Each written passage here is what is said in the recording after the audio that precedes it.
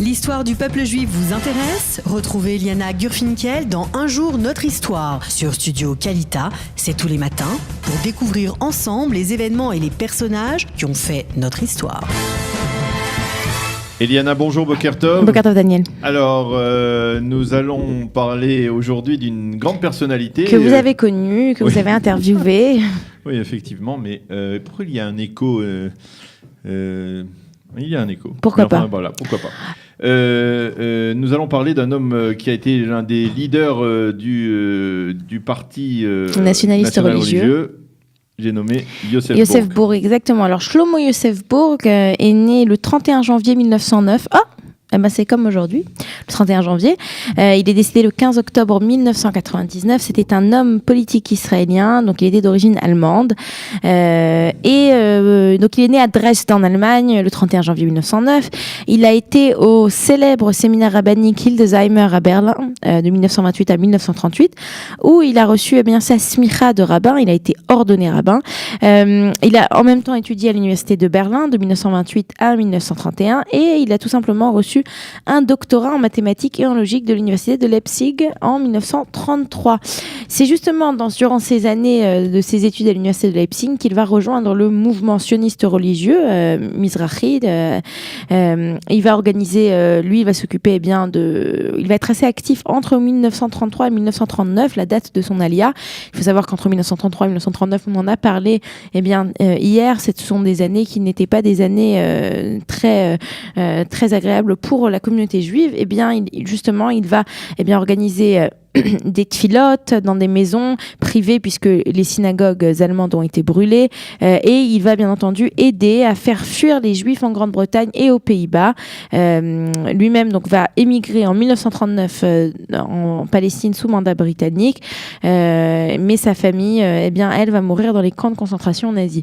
Alors il va arriver en Israël, il va d'abord travailler au Gymnasiat Herzliya, la très célèbre école dont nous avons parlé plus d'une fois, et puis ensuite, il va déménager à Yerushalayim. Il va devenir chercheur à l'université hébraïque de Jérusalem il habitera le quartier Rechavia à Yerushalayim.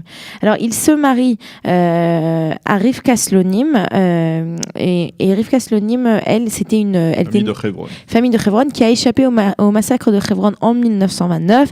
Ils ont eu 2 enfants, Avraham, un politicien très connu, surtout pour ses idées assez très contestées et qui n'était pas du tout en accord avec celle de son père, et une fille, Ada, qui était, elle, un docteur. Et qui est mariée, qui était... mariée, oui. Oui, Daniel. Alors, je crois que je me suis embrouillé, mais enfin, je crois qu'effectivement, il y a un lien avec... c'est Abraham Bourg qui était marié avec la fille de Lucien Lazare, qui est une figure connue de la communauté francophone. Et qui a fait beaucoup pour le dictionnaire des justes de Yad Vashem, des justes français de Yad Vashem. Alors, comme je vous l'ai dit, il a une belle carrière politique, puisqu'il va être pendant 40 ans à la Knesset. Il va donc rejoindre, quand il arrive en Israël, la Poel HaMizrahi. Et puis, il va faire partie des personnes qui se présentent aux élections de la Knesset en 1949. D'ailleurs, si déjà, aujourd'hui on est tout Bishvat, donc c'est l'anniversaire de la Knesset, puisque la première Knesset, on en a ou vous allez en parler ? On en a parlé. Vous allez encore en parler, voilà. Et donc à ce moment-là, à la Knesset, le groupe qui est composé d'un groupe commun qui s'appelait le Front religieux, Bourg reçoit un siège à la Knesset et devient vice-président de la Knesset. À partir de 1951, son parti de Poel HaMizrahi se présente seul. À ce moment-là, le parti va recevoir 8 sièges. Bourg va rester donc à la Knesset. Il va devenir ministre de la Santé dans le 3e gouvernement. Il va être ministre des services postaux jusqu'en 1958. En 1956, il va continuer donc à être à la Knesset. Tout cela jusqu'en 1992. Il sera le président du mouvement Mizrahi international. Et puis, surtout, ce qui est important de rappeler, c'est que comme c'était quelqu'un qui avait quand même un doctorat et qui était rabbin, il était connu pour avoir un esprit assez érudit. Et les journalistes avaient surnommé ses apparitions au Parlement, vous vous souvenez comment ? le Burgtheater. Le Burgtheater, c'est le célèbre théâtre de Vienne, et donc on appelait ça comme ça à chaque fois que Josef Burg montait au podium.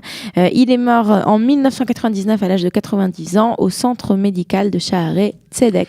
Merci beaucoup Eliana de nous avoir rappelé l'histoire rapidement de cette grande figure du sionisme religieux qui était le docteur Josef Burg, président du Mafdal et président du Mizrahi également. Merci de nous avoir rappelé cette figure. Nous marquons une petite pause, le jingle et la revue de la presse.